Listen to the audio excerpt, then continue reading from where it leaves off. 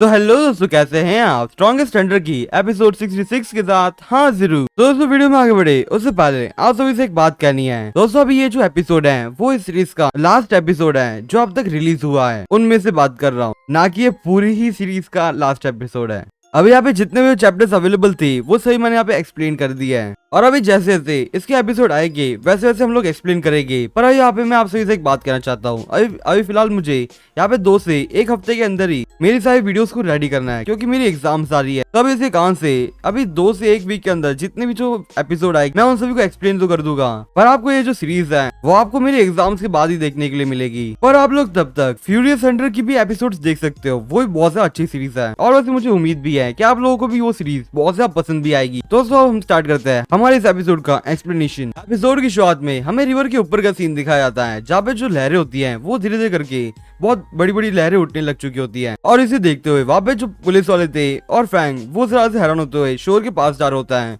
और तभी Jiang Ming से कांटेक्ट करते हुए कहता है कि मिंग क्या तुम मेरी आवाज सुन पा रहे हो? अगर तुम सुन पा रहे हो तो जरा सा रिप्लाई कर दो। मिंग उसे रिप्लाई करते हुए कहता है कि मैं एकदम ठीक हूँ। जियांग उसे कहता है कि अगर तुम ठीक हो तो तुम जल्दी से शोर पे आ जाओ। मिंग उसे कहता है कि मैं बहुत जल्दी आ रहा हूँ, और वो ऐसा बोलता हुआ उसका जो पंच था जो उसने उस मॉन्स्टर से बचने के लिए मारा था वो उसे एक ही हाथ से रोक चुका होता है, और वो एक थोड़ा सा पुश मारते हुए उस पंच के अंदर से एक पाथ बना लेता है, जैसे कान से वो हाथ का जो आगे का सीन था वो तो आगे निकल जाता है, पर उसके बीच में एक पाथ बन चुका होता है। तभी उन सैंड्स के अंदर से वो जो टेंटिकल था वो बाहर आता है। मिंग उसे तुरंत ही पकड़ लेता है और उससे कहता है कि तुम्हें क्या लगा था कि तुम पकड़े नहीं जाओगे और मैं तुम्हारे लिए अपने आप को मारने की सोचूंगा, वही मेरे अटैक से। और वो ऐसा बोलता तैरते हुए ऊपर जाने लग जाता है, और फिर अगले सीन पे मिंग दिखाया जाता है जो इस बार शोर पे आ चुका होता है। तभी जियांग मिंग से कहता है कि तुमने जो बोन्स कलेक्ट किए थे वो हमने टीचर तक पहुंचा दिया है, और अब तक तो उन्होंने उसके ऊपर एनालाइज करना भी स्टार्ट कर दिया होगा।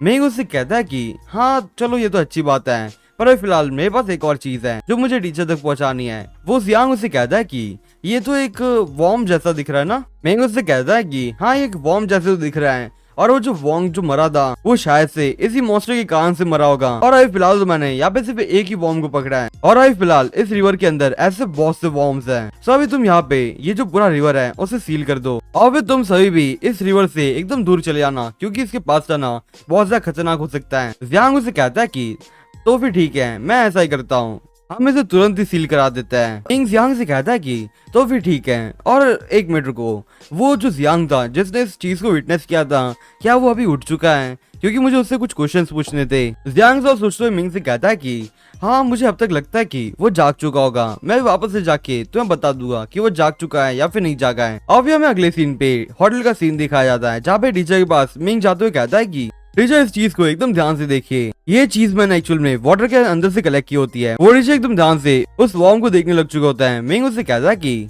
जब मैंने इस वॉर्म को पकड़ा था वो बिना पानी के एकदम ठीक से नहीं रह रहा था, तो मैंने उसके अंदर थोड़ा पानी डाल दिया, जैसे कान से वो भी ठीक से है। वो टीचर से खुश होते हुए मिंग से कहते हैं कि ये तो तुमने अच्छा काम किया, और जो मिंग से कहते हैं कि अभी फिलहाल मेरा जो क्वेश्चंस है, जितने भी क्वेश्चंस, वो सभी इसके थ्रू आंसर मिल जाएगा मुझे। मिंग बोन्स के बैग की तरफ विचार करते हुए कहता है कि तो फिर ये जो बैग है बोन्स का वो यूजलेस है क्या? वो टीचर कहते हैं कि ऐसा नहीं है, ये भी बहुत ज्यादा यूजफुल है, पर अभी फिलहाल मुझे इसी बॉम्ब से बहुत सी चीजें पता चल सकती है, पर अभी फिलहाल मुझे इस चीज में जरा टाइम लग सकता है। मिंग टीचर से कहता है कि तो फिर ठीक है, आप जरा टाइम लीजिए, तब तक मैं जाके जरा कोशिश करता हूँ कि उस पानी के अंदर जितने भी जो ऐसे वॉर्म्स हैं उसे पकड़ लूं। वो टीचर कहता है कि तुम उस रिवर के पास जाओ, और मैं यहाँ पे जल्दी से इस चीज के ऊपर रिसर्च करके तुम्हें इन्फॉर्म करूंगा। और फिर मैं अगले सीन पे फूरोंग टाउन का आउटर एरिया दिखाया जाता है। ये एक्चुअल में एक मिल का एरिया है। अभी तो यहाँ पे हमें जीना का ग्रुप दिखाया जाता है, जहाँ पे उसके साथ तभी डोंग जीना से कहता है कि ये एक्चुअल में एक लंबर मिल है, और यहाँ पे एक बंदा काम करता था, जो अभी लोगों के हिसाब से ऐसा कहना था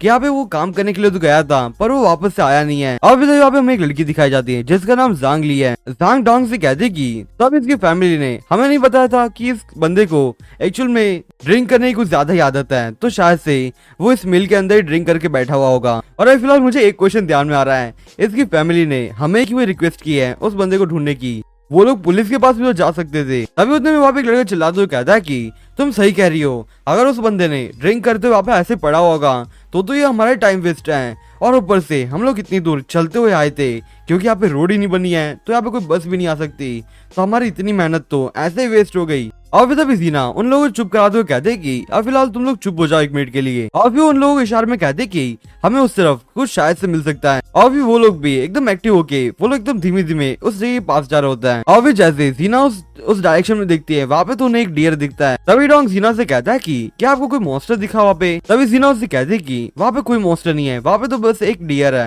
डोंग से सांस लेते हुए कहता है कि ये तो सिर्फ अच्छी बात है कि आप एक डियर ही है, नहीं तो ये जगह तो मुझे वैसे ही डरा रही थी। अभी तभी जीना कहते हैं कि अभी चलो हम लोग अंदर जाके चेक करते हैं कि शायद से जियांग सो रहा होगा ड्रिंक करने के बाद। दोस्तों यहाँ पे एक्चुअल में जिस बंदे को लोग ढूंढने के लिए आए थे उसका नाम जियांग है। और फिर ऐसा बोलते हुए वहां से चले जा चुके होता है। और फिर तभी वहाँ पे हमें वो डियर दिखाया जाता है। और फिर तभी उतने में उसके जो हौंस थे वो एकदम अलग ही चमकने लग चुके होता है। और फिर उसके दूसरी साइड की जो आंख थी वो एकदम अलग ही टाइप पे चमक रही होती है। और फिर हमें वो डियर पूरी तरह से दिखाया जाता है जिसकी बॉडी दूसरी तरफ से एकदम खत्म ही हो चुकी होती है। उसके सिर्फ कुछ ऑर्गन्स दिख रहे होते हैं और उसकी कुछ स्किन्स होती हैं और बोन्स बचे हुए होता है। और फिर हमें अगले सीन पे डोंग और बाकी लोग दिखाया जाता है। डोंग मशीन को देखते हुए कहता है कि ये मशीन तो चालू है, तो क्या मुझे अब मत बोलना कि वो बंदा यहाँ पे इस मशीन के अंदर आके मर चुका है। और फिर उसके बाद वो लोग उसके सामने जो रूम होता है उसके अंदर जाने लग जाते हैं और वो लोग कहते हैं कि ये एक रेस्टिंग रूम है, तो शायद से इसके अंदर ही होगा वो। और फिर तभी जीना वहाँ पे उसे कुछ अलग सी स्मेल आ रही है और वो कहते हैं कि ये तो एक अल्कोहल की स्मेल है ना,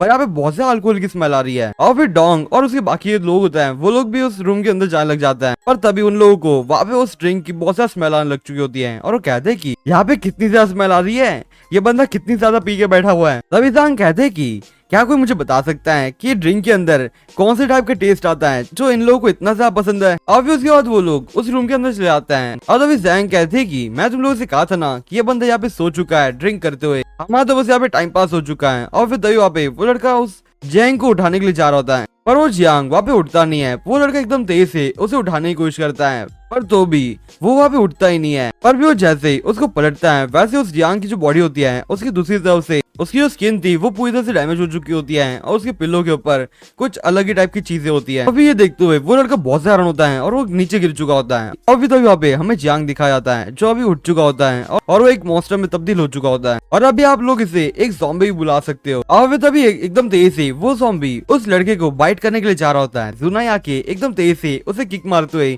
उस लड़के से दूर कर देती है। तभी डोंग उस लड़के के पास जाता है और उससे कहता है कि क्या तुम ठीक हो? पर तभी वहाँ पे हमें वो लड़का दिखाया जाता है जिसकी कंडीशन वो भी खराब होने लग चुकी होती है। पर फिर भी डोंग उसको वहाँ से घसीटते हुए वहाँ से लेके जा रहा होता है। पर तभी उतने में वो ज़ॉम्बी उनके ऊपर अटैक करने वाला होता है। और तभी एकदम तेज से जुना उन लोगों के बीच में आती है जैसे कान से वो मॉन्स्टर वहीं पे रुक जाता है। जुना उसको रोकते हुए कहते कि ये किस तरह का ज़ॉम्बी है। और फिर ऐसा बोलते हुआ एकदम जोर से एक किक मार देती है।